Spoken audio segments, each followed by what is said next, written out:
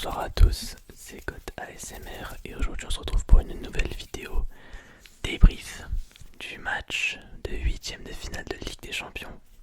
Match aller entre le Borussia Dortmund d'un côté et le LOSC de l'autre côté. Un match que j'attendais avec impatience car il s'agit tout simplement du troisième huitième de finale pour le LOSC en Ligue des Champions. Donc match aller, pour vous remettre un peu dans le détail, match aller qui se déroule au stade du Borussia Dortmund et le match retour qui se déroule tout simplement au stade Pierre-Mauroy, donc au stade du LOSC. Donc on avait l'avantage déjà du match retour. Je ne vais pas parler du match entre le PSG et Lille pour la 24e journée de Ligue 1 car malheureusement j'étais vraiment dégoûté et j'ai vraiment pas eu le moral pour tourner la vidéo. Simplement pour dire qu'ils ont vraiment joué comme des brels. Du samedi, ils ont vraiment joué comme des brels. Donc j'attendais beaucoup pour ce soir. Et comme vous l'avez vu à la miniature, il y a eu un partout entre le Borussia Dortmund et Lille. Je suis vraiment ravi de ce résultat. Mais vraiment, j'aurais préféré une victoire, évidemment. Mais je trouve que dans l'ensemble, le score est assez cohérent avec ce qui a été proposé par les deux équipes. C'est-à-dire que on a deux équipes qui ont eu un duel très équilibré, que ce soit dans leur style de jeu, dans leur jeu sur le terrain, leur passe, leur duel aérien. Je trouve qu'on avait un duel très équilibré. Première mi-temps, pour vous résumer un peu le match, les 15 premières minutes sont dominantes pour les Lilloises. C'est un jeu dominant plus pour les Lillois. On arrive à bien garder le ballon sur le pied. On arrive à créer quelques petites situations sans être très offensif devant. Donc Lille est devant pour le coup. Malheureusement, à la 22e minute exactement, corner pour le Borussia Dortmund. Le ballon est détourné vers un joueur à l'entrée de la surface. Il balance une tatane à ras du poteau de Lucas Chevalier à rater et c'est impossible de l'arrêter. Donc voilà, malheureusement Dortmund ouvre le score à la 22e minute. Lille va tenter malgré ça de se projeter vers l'avant mais sans grande réussite et Dortmund reste quand même sur une bonne domination en deuxième phase de première mi-temps. Donc oui, j'avais un peu peur à ce moment-là. Je me suis dit bon, 1-0 à la mi-temps, c'est pas grave, c'est rien de grave, on peut toujours revenir. Mais je me suis dit, faut pas se prendre le deuxième. Parce que si on se prend le deuxième, clairement, on était foutu. Vraiment, on était foutu. Donc je me suis dit, bon, allez, on va essayer de chercher un petit penalty peut-être. Ou alors, on va peut-être réussir à se projeter vers l'avant et à réussir à faire bouger ce bloc défensif. Parce que le bloc était vraiment très solide. Il y avait beaucoup de mal à passer du coup entre les joueurs de Dortmund. Ils ont vraiment un bel effectif. Donc au début de deuxième période, Lille prend l'ascendant clairement. Et cette deuxième mi-temps est clairement pour les Lillois. Voilà, c'était vraiment une domination lilloise pour le coup en deuxième période. Et on a eu à la 60e minute Haraldsson qui a égalisé pour les Lillois avec une passe décisive de Jonathan David en pleine surface, passe à l'aveugle et Haraldsson n'a plus qu'à la pousser au fond et à battre Kobel, donc le gardien. Et donc match nul au final. Il n'y a pas grand chose à résumer en fait dans ce match, c'est-à-dire qu'il n'y a pas eu énormément d'occasions. Il y a eu un tir cadré de part et d'autre et c'est les deux buts qu'il y a eu dans le match. Voilà, donc il n'y a pas grand chose à résumer. Mais oui, du coup, je trouve que c'était vraiment un bon match à regarder, malgré qu'il n'y ait pas eu beaucoup d'occasions. Je trouve qu'en fait, il y avait tellement un duel entre les deux équipes que c'était intéressant de voir qui allait prendre l'ascendant sur l'autre. Bon, finalement, il n'y a pas réellement de gagnant, il n'y a qu'un match nul. Et moi, ça me va très bien. Moi, je ne voulais pas juste perdre, même si on avait encore une chance de se rattraper au match retour. Je voulais qu'il soit un match nul, soit une victoire. Match nul, c'est très bien. match retour, on va pouvoir se sentir plus à l'aise. Donc on est quand même plus à l'aise chez nous, on va pas se mentir. Même si on arrive à faire de bonnes prestations à l'extérieur en Ligue des Champions. Notamment je pense à contre l'Atlético de Madrid.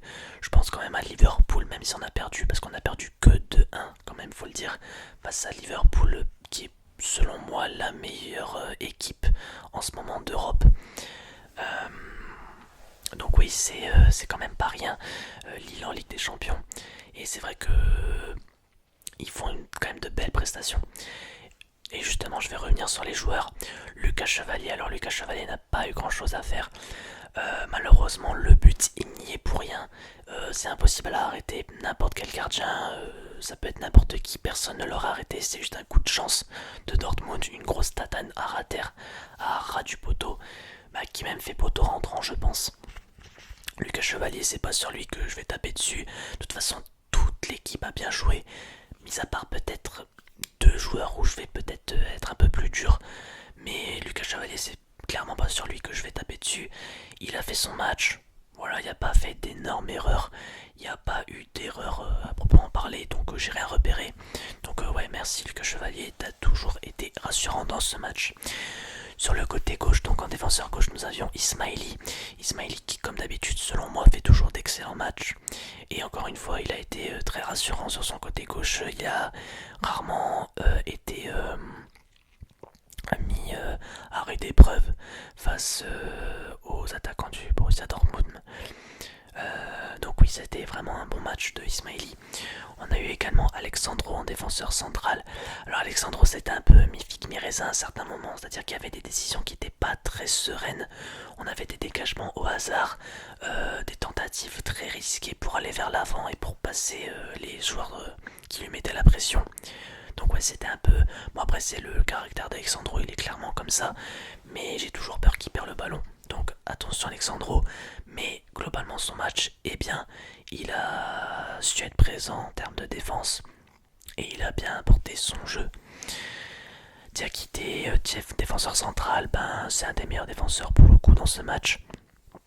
Il a fait son taf. Je repère juste par contre une occasion où il a failli perdre le ballon et ça a pu nous coûter cher. Ça aurait pu nous coûter cher. Donc mis à part ça, il a fait son match. En défenseur droit, nous avions Thomas Meunier.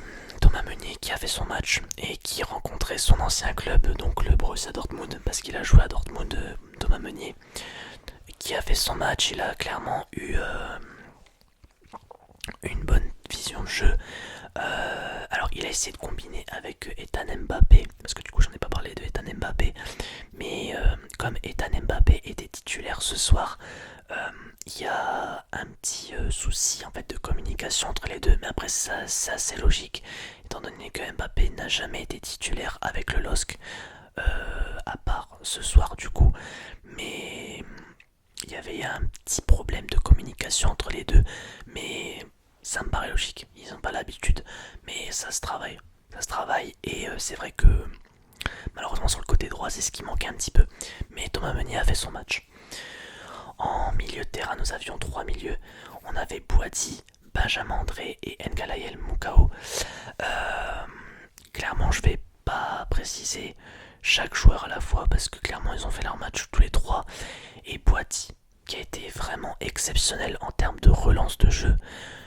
Qui a vraiment su protéger le ballon comme il fallait, relancer ses coéquipiers dans le bon sens du jeu. Donc vraiment très bien.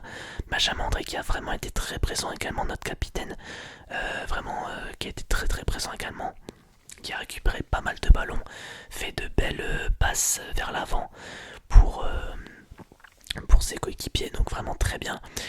N'Galaï Moukao, c'est peut-être le seul qui est un peu moins bon entre les trois, mais il a fait son match. Il a même tenté une frappe qui malheureusement finit à côté, mais voilà, c'était un bon match de sa part également. Ethan Mbappé sur le côté droit, donc comme je l'ai dit, c'était un peu plus compliqué pour lui. Alors on va pas lui taper dessus, étant donné que sa première titularisation avec le LOSC et que c'est sa première titularisation, je pense, en Ligue des Champions, si je dis pas de bêtises. Il n'a pas été très offensif, il a juste réussi à passer un peu devant, à faire quelques centres, mais il n'y a jamais eu de tir très dangereux pour Mbappé ce soir. Mais clairement, il a été bon, il a essayé d'apporter du jeu et c'est le principal. Haraldson, Haraldson, c'est, je pense, le meilleur Lillois sur le terrain. Il me semble, je pense. C'est le buteur et il a réussi à être présent dans les actions au bon moment, à bien enchaîner le tir derrière pour qu'il y ait but et donc vraiment parfait. Et enfin Jonathan David donc qui était en pointe d'attaque comme d'habitude et c'est clairement lui qui m'a un peu déçu en première mi-temps surtout. Il était vraiment très transparent, très fantomatique j'ai envie de dire. Beaucoup de, de soucis pour conserver la balle. J'ai notamment remarqué qu'il n'était pas très solide quand un joueur de Dortmund le pressait par derrière. Donc ouais, c'était à faire attention à ça parce qu'on a perdu pas mal de ballons à cause de lui. Mais il s'est rattrapé, en plus il était passeur décisif. Donc c'est très bien. Donc voilà, vraiment, toute l'équipe, vraiment bravo. Et vous méritez ce score de match nul. Malgré que ça aurait été mieux qu'il y ait 2-1 évidemment. Mais franchement, vous avez bien joué. Donc je vous dis bravo, je suis fier de vous. Et on va aller chercher cette qualification en quart de finale, moi je vous le dis. Donc j'ai vraiment hâte de voir le match retour qui est la semaine prochaine, plus précisément du mercredi. Ça va être vraiment le feu, je pense. Et bravo aux 5000 supporters lillois également qui ont fait le trajet jusqu'à Dortmund. Donc vraiment, j'ai hâte de voir ça. J'ai hâte de voir le bras de fer qu'il va y avoir entre ces deux équipes au match retour. Parce que clairement, le quart de finale est encore loin. Il y a encore 90 minutes à passer, voire peut-être 120. Tout dépend du résultat du match. Mais ouais, honnêtement, on peut y arriver. Ce week-end, on a un match qui n'est pas très compliqué à gagner. Lille-Montpellier, en plus on est à la maison 2 fois d'affilée. Donc les gens, ne faites pas les cons. Allez remporter déjà ce match contre Montpellier, contre le dernier de Ligue 1, pour gagner quelques points sur Monaco et Nice, pour essayer de leur mettre un peu la pression. Et après derrière, allez nous chercher cette quart de finale. Allez nous chercher ce quart de finale en Ligue des Champions. Ça serait la première fois de l'histoire du club que Lille se qualifie en quart de finale de Ligue des Champions. Et par la suite, si Lille se qualifie en quart de finale, ils affronteront soit le Benfica, soit le Barça. Tout dépend du vainqueur. Honnêtement, je vois le Barça gagner entre Benfica et Barça. Barça est quand même très très fort en ce moment, c'est très très lourd. Donc oui, je vois un Barça-Lille si Lille gagne contre Dortmund. Donc je pense que, après c'est que mon avis, mais personnellement s'il y a Barça-Lille, je pense que l'épopée des Lillois s'arrêtera là. Après on peut toujours réaliser l'exploit, parce qu'on connaît cette équipe, on connaît les Lillois. Mais honnêtement déjà avoir créé l'exploit de gagner à l'Atlético de Madrid et face au Real Madrid chez nous, c'est déjà énorme. Si là on arrive à battre Dortmund, plus le Barça, je pense qu'on est quand même le meilleur club français de cette année en Ligue des Champions. Faut pas se, voilà, faut pas se le cacher. Enfin bref, voilà donc juste pour résumer ce match, j'essaie de résumer vraiment des choses parce que malheureusement il n'y a pas grand chose à dire. Comme je vous l'ai dit, il n'y a pas eu beaucoup d'actions. Le taux de possession a été en faveur des Lillois, il y a un peu plus de 70% de possession pour les Lillois. Les tirs, il n'y en a pas énormément de cadrés, donc il n'y a pas eu énormément de situations dangereuses. Juste que on a failli se prendre un carton rouge de André Gomes. Alors André Gomes qui fait une faute sur un joueur de Dortmund qui se blesse derrière au genou. Donc ouais, il y avait potentiellement un carton rouge. J'ai revu l'action et honnêtement, je suis pas certain. C'est un peu ambigu comme situation. Heureusement, on n'a pas pris de carton. On a eu de la chance. Par contre, l'arbitrage, au niveau des mains et des fautes en surface, il y a quand même des situations litigieuses, je trouve, où Dortmund s'en est quand même bien tiré, où il n'y a pas un penalty. Après, c'est mon avis pour ceux qui ont vu le match, mais il y a eu des mains qui n'ont pas été sifflées. Et honnêtement, il y a quand même de quoi être un peu énervé quand on voit la décision des arbitres. Donc voilà, juste pour dire que Dortmund s'en sort bien. Lille s'en sort bien avec le carton rouge qui ne se sont pas pris. Donc le score me semble logique parce qu'on a été aussi offensif que Dortmund. En fait, il n'y a pas réellement une équipe qui a pris le dessus sur l'autre. On a juste eu une belle occasion. Tout le reste, ça a été un peu compliqué. Dortmund n'a rien fait en deuxième mi-temps. Clairement, ils ont été mangés par les Lillois, faut le dire. Donc voilà, moi j'ai hâte de voir le match retour. Ça va être vraiment un vrai bras de fer, enfin, j'espère en tout cas. Et si on peut gagner à la maison, ça serait encore mieux. Et let's go pour aller chercher ces quarts de finale dans Ligue des Champions. Donc moi j'ai vraiment hâte. N'hésitez pas à me donner votre avis sur le match dans les commentaires pour ceux qui l'ont vu. Si vous êtes pour les Lillois, n'hésitez pas à lâcher un petit pouce bleu également. Et à vous abonner à la chaîne si ce n'est pas déjà fait.